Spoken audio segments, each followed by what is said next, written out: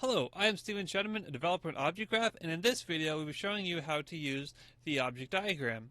So, in the Project tab, you can double-click an object diagram node to go to the object diagram.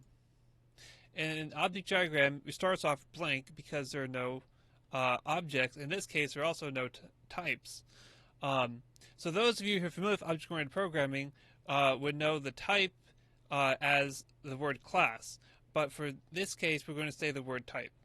So when you're using the object diagram, right-click and create object, new type. And so this creates a new object and a new type at the same time.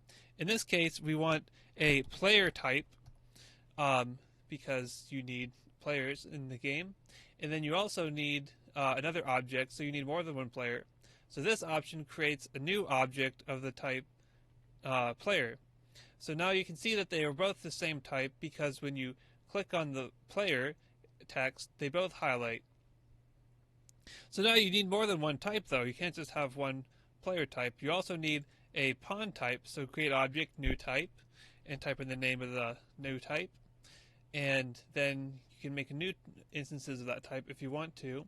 And you can see again that they're both the same type because they both highlight. And these guys do not. And so you can make associations and links in the object diagram. If you right-click and drag from the first type to the second type, you can make a new link. In this case, it needs to be in a new association. So the player owns the pawn in this case, so we'll click OK. So then you can also drag the label around as you see fit. And here you can right-click drag off the player and onto the pawn and link via owns. So in this case, we created the link and the association at the same time, but in this case, the association was already there, so we just created the link. And then you can also do self-associations. So we're going to create a new type called square, which is the things that the pawns move around on. And then you can't just have one square, you have to have several.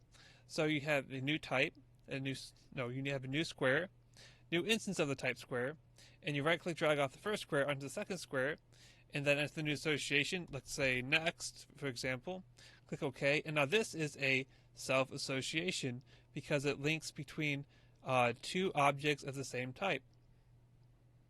Now we can say that this pawn is on this square to link this together, and that is basically how you use the object diagram. You can create new types, you can create new instances of the same type, you can create new associations, and you can create new links of the same association.